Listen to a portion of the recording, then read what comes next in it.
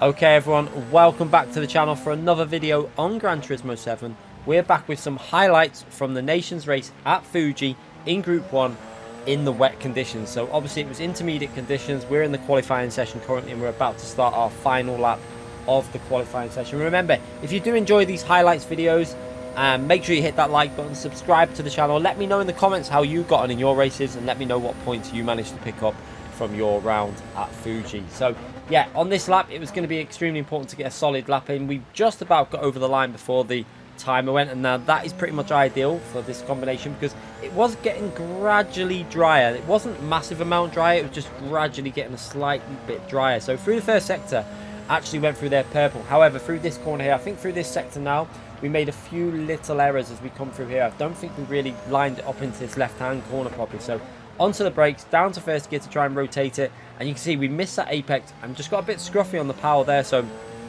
tiny bit of time lost there compared to doing it the perfect way, obviously. So into the second sector, as the car in front of us has a massive moment and he's gone off the track.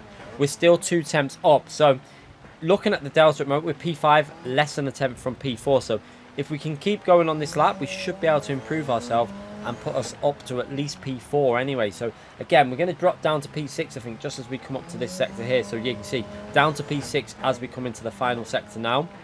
So this lap is going to be extremely important that we don't make any mistakes now, just to get this lap in and jump a couple of positions. So into the final corner, down to first gear, then short shifting up to fourth gear for traction, and then on that power, and it's just a simple run all the way to the finishing line, and to see if we can manage to improve that lap. So going to be extremely important. Obviously this race was different weather conditions. Pretty much every time people were doing it, it was given a different type of track. Some tracks had potential to do 30s, some tracks had potential to do 36s. It was just different types of, I think, how the wet weather was in terms of the way it started in the race predetermined how the race was going to be in terms of whether it was going to be a really some races were verging on heavy wet. As you can see there, we managed to jump ourselves up into P3, which was actually a quite nice position to start from. So yeah, some races were heavy wet nearly, but still on intermediates. Some races were intermediates nearly verging onto the dry tyre, so it was very hard to compare lap times between the different splits and slots and stuff. But yeah, starting from P3, let's see what we can do straight away into turn 1. I noticed that P2 braked extremely early there, so I went into fourth gear really early to try and get that traction and to avoid the third gear shift, and you can see it's actually worked out really well. We've managed to get the run up on the inside, and we're going to be able to put ourselves up to P2 straight away in this race. So great start there, and now it's just going to be about trying to hold on. You can see that P1 has managed to pull away straight away there, so he's got himself a nice comfortable gap. So that's going to be great for him because it means he can then take it quite easy, build that hybrid, and then just put people into that dirty air. We've got P3 right behind us, so putting us under a lot of pressure still, obviously, because we've only just gotten past him. But also, P3 was using, I think he was using counter steer assist and traction control. Myself and P1 weren't using that. We were just using the default ABS that everyone uses. So it's going to be interesting. Different parts of the tracks, different parts where you could definitely see an advantage to the counter steer, and parts of the track where I felt that without it was actually probably an advantage if you were smooth enough. So there was pluses and negatives to using that counter steer, in my opinion. It wasn't as clean cut as what a lot of people expected. I found personally, for me, I won't use it. I prefer to have it off. So yeah, we're doing okay though in P2. Let's see what we can do. As we watch the replay camera, you can see just how close this racing is. We've got a lot of cars behind us, and what I was really surprised at with this round was the level of driving by pretty much everyone in these races. The ability that people were displaying was absolutely brilliant. Like, great to see that there was hardly any mistakes going on in this race, and it's crazy when you look at the conditions with these cars, with the hybrids, the way the power kicks in.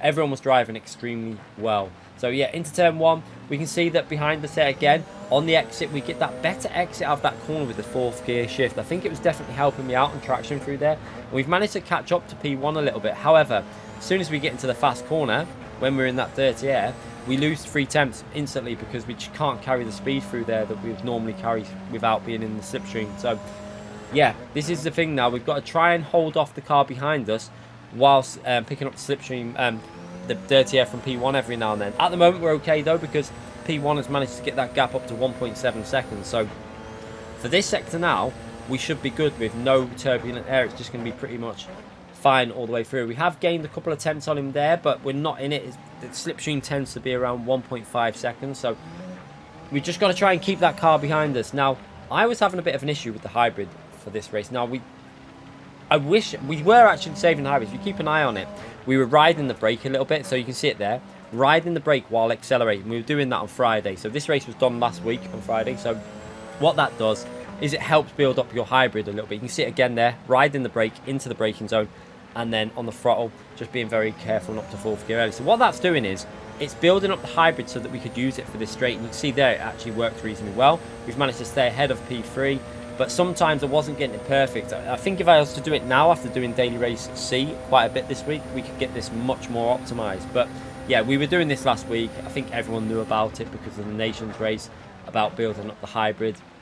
So yeah, you can see again into turn 1 what we were doing, braking a little bit earlier, using some of that hybrid. So brake whilst on the throttle, going into the braking zone, so you can brake a little bit. You're braking a little bit earlier, kind of, but you're still on the throttle, so you're not reducing your speed too much, and that's helping build up that hybrid. So yeah, this was obviously what we were doing on Friday, and it definitely helped us out a bit in this race. You can see we're getting the gap up again to P3 there, and actually starting to gain back in on P1. So it's looking okay at this point in the race. It's all about keeping it on the track. I think this was split 3. We got quite lucky in being in split 3. I think that this was split 3, but slot 1 of the day. So points were still going to be fairly good. I think they were over 360 points for the win. So if we can hold on to this position, it was going to be around 350. If we could manage to get into P1, it was going to be around 360. So, you know, we wanted that P1, but it wasn't worth taking too many risks to try and get it. So just trying to keep it nice and smooth through this sector. You can see on the replay camera that we've got quite a close field behind us. If you have a little look on that bottom right hand corner, you can see that obviously P1, 1.9, nearly 2 seconds ahead at this point. And then we've got P3 right behind us. And you can see right behind them, there's another 3 cars right behind them. So the field spread is very close at the moment. You know, compare this to this week's Daily Race C, where everyone's getting spread out. This is the difference when you've got a group, obviously very high ranked drivers, all very similarly ranked in the game. It's actually quite intense. You can see, you know, we're driving reasonably well. We're not doing brilliant lap times at the moment, but we're gaining in certain positions to P1. And the car behind us, it seems to be gaining in other areas to us, but then losing out in different areas. It's a very, very weird race because, like I say, some people are using assists, some people are not. But working our way through here, you can see again, through that fast left-hand corner, just look how close P3 was to us there. But we should be able to build up a little bit of a gap through this section with that dirty air that we're giving him. From what it looked like also, it looked like P1 wasn't really worrying too much about saving hybrid for the final straight. He seemed to be pushing through that last sector, building a bit of a gap up without saving hybrid, and then losing it on the straight. So he was going with a slightly different approach to what we was. Well, it looked like that anyway. So you can see just how close. So look at that in our rear view there. We've got P3, P4, P5, and I think P6 right behind. So very, very close on these laps at the moment. But at the moment, we're managing to hold on to P2 and driving pretty well. Now, the track was starting to dry out slightly at this point. You can see it is starting to get a little bit dry, and that's why the lap times are gradually increasing. But it's not anywhere near dry. It's in between the bottom line and the top line at the moment. So still pretty wet, and it's definitely intermediate conditions. This race was not going to get to dry conditions, and it would have been pointless pitting anyway. But yeah, I don't think a single race that we saw managed to go into dry conditions. Every race was intermediate from start to finish all the way through. But we're going to go over to the right hand side of the track to try and avoid that slipstream. And I noticed that P3 wasn't really too worried about getting. I think he just wanted to keep it clean at this stage of the race to avoid battling too much, so that we weren't becoming under threat from the drivers behind us. So going back over to the racing line, and you can see he was actually braking a little bit earlier there. So what he was actually doing there was possibly building his hybrid up, and I was forgetting to do that. This was one thing I was doing. I was getting a little bit too engrossed in the race and forgetting to build that hybrid up every now and then. But luckily, we managed to have enough hybrid for that acceleration out of turn 1. You can see gap still around 1.7, 1.8, 1.6 now to P1. We're managing to match his pace in P1, but as soon as we get anywhere near him, I was really struggling with the turbulent air from his car, so it was making it quite difficult to actually get right up behind him and try and go for a move anywhere. So again, he was driving really well, P1. P3 is driving very well also, right up behind us. And all three of us at this point haven't really made any big mistakes, which is quite surprising. I expected to see a lot of chaos in this race. In all honesty, I thought we were going to see cars spinning, probably me spinning as well. But at this stage, lap 5, everyone is driving really, really, really well. You can see even on the track map, we've got one car that's quite a bit high, quite a bit far back. But other than that, it's a line of cars And that really does show you the level on the EU servers at the moment. It's so competitive, and this is split free. This is not top split. This is split free. So crazy stuff at the moment on GT7 with the official season. Really, really competitive as we work our way over the line now to start another lap and to finish this lap. And you can see again P3 getting really, really close again this time. He's building that hybrid up a little bit better than what I am by riding the brake probably a little bit earlier. And also I think he was riding it here to build it up into turn 1. Whereas I wasn't doing it as much into this corner. You can see I was just going on the brakes. I obviously know I do that for daily race C now, ride the brakes. But when I was in this race, I think I just totally forgot. We got a little bit too engrossed in the race and forgot about it. But you can see we're going to skip ahead now to lap 8. And you can see that lap times have gradually been coming down. We're into the 34s now. We're going through there on the purple sector. And we're getting very, very close to P1. We're only 1.2 seconds behind him. We actually started to catch him up a little bit at this stage. Started to get reasonably close. You can see 1 second behind him. Obviously we're going to lose in traction areas like there. You can see when you can't put that power down because you lose the rear. But overall we're getting pretty close. We've got a car behind us, about a second behind us there. You can see 9 tenths behind us. However, as we come through here, now I knew he was about 6-7 tenths behind us. We take that wide line to get a good exit and he just clips us. I don't think it was deliberate. However, when he clips us there, it kills my hybrid for this straight. So all that hybrid that I'd just been saving up to try and get a move done on P1, it was totally destroyed because it just ruins your hybrid on the acceleration. So you can see P2 manages to get past us by clipping us on the apex, and I did get a little bit frustrated with that. However, we managed to get moved on straight away back. We go back up the inside, send it up the inside, manage to slow it down, then straight back up to 4th gear and make that move nicely up the inside and back up into P2. So yeah, it was kind of like, I don't think he meant to do it. I think he just went for a bit of a different line, but just clipped us. We did give him space on the apex as well, but he just clipped us there. And it ended up just killing my hybrid for the straight. And you can see P1 managed to gain massively out of that. We were down to 1 second behind him, and now we're back at that 2 second range. So we've only got a few laps to go in this race, 4 laps to go. We're going to have to work extremely hard to try and get anywhere near P1, because obviously we took ages to get that close to him anyway. It was about 7-8 laps to manage to get within 1 second of him. But yeah, that's how it goes. I don't think it was deliberate by P3. It was just a little clip on the rear. And unfortunately, with the hybrid on these cars, it affected it more than it would do with other cars. But we're managing to push on. You can see on the replay camera again what I'm talking about. We're nearly towards the end of this race, and look at the field spread. It's really close still. We've got cars all within about a second of each other. So I think we've got P2, myself, P3, P4 and P5 all in that group together, which is brilliant stuff to see. And this is why we all love playing Gran Turismo in these GT World Series races, because it is the closest, most competitive racing you're going to get on Gran Turismo. Daily races are great, I love them, but in all honesty, they don't give you the same buzz that these races give you, because it's just so much more competitive and so much closer racing. And I think that's why a lot of you lot like watching these races on live streams as well, because it's just really close, good racing. So again, we've managed to gain on P1. You can see there, we managed to gain about another 5-6 tenths on him. So I think without that dirty air, we've definitely had the pace to catch him up. And it would have been interesting without the dirty air how quick P3 would have been also, because it looked like P3's pace was pretty strong with that counter steer assist and traction control. So some corners we were definitely pulling away from him, but it could have been affected by that dirty air. You can see there through that corner we gain a tenth or two, but he's in the dirty air. So yeah, it would have been very interesting. I think that we were possibly holding up P3, but also P1 is holding myself up, so we don't really get to know what our true pace was at this point, because every time we were getting close, it was always around 1.2, 1.1, 1.3 seconds behind him.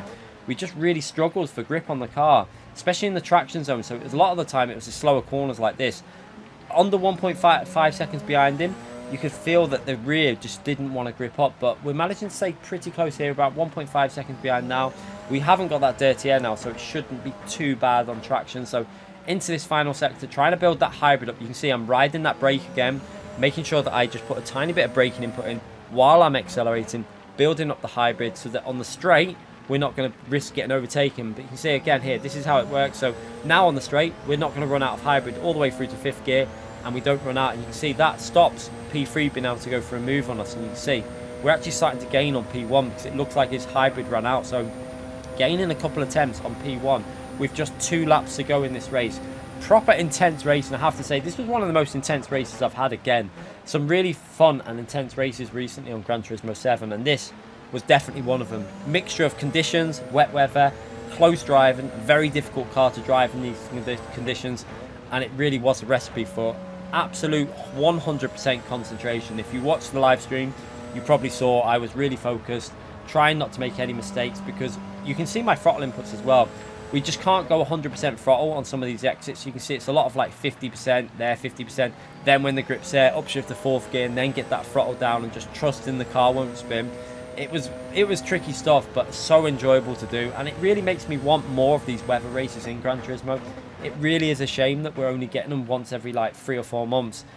I think PD need to do something about that, even if it means adding another daily race in there, that you do qualifying in session like these, like the GTWS series races, and make the race a little bit longer and have some dynamic conditions where some races it might be completely dry, some might be raining, some might be a mixture. I think a lot of people would like it, and some people might be put off by it, but they don't have to be on all the time. They could just be on, you know, twice a day, once a day, you know, or a certain day in the week, just one day during the week that we have this race on that we can all enter. I think PD needs to start doing more with their game. With the what they've created here is a really good weather system, and it's a shame that we're not getting to use it more. So yeah, one day hopefully PD will listen on that aspect, but who knows. But going into the final lap now, you can see extremely close again. We got 1 second behind us, 9/10 in front of us, and on this last lap we were really starting to put him under. I felt like the grip was coming to us as the track was drying out.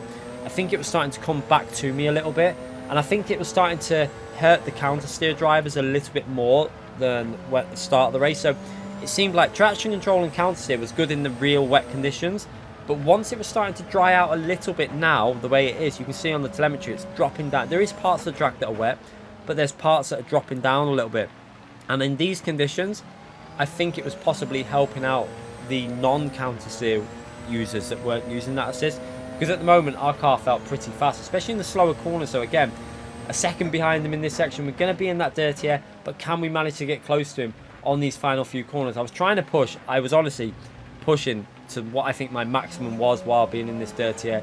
I don't think there was much more we could do at this stage. I was just trying to give him some pressure to see if he'd make a mistake. You can see the car understeering through there where we're trying to overdrive it a little bit.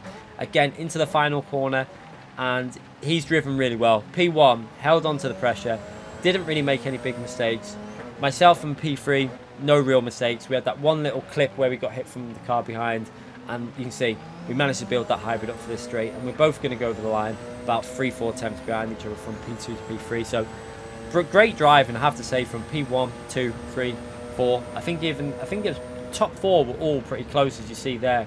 I think P4 was a little bit behind, but yeah, super close racing, and absolutely brilliant to see that, you know, that happens. That's why we like doing the GT World Series races, and I managed to get a really good P2. I was really happy with that in them conditions and decided to take that. It was the first race of the day, didn't have to race again, and managed to get some pretty nice points as we go and look there.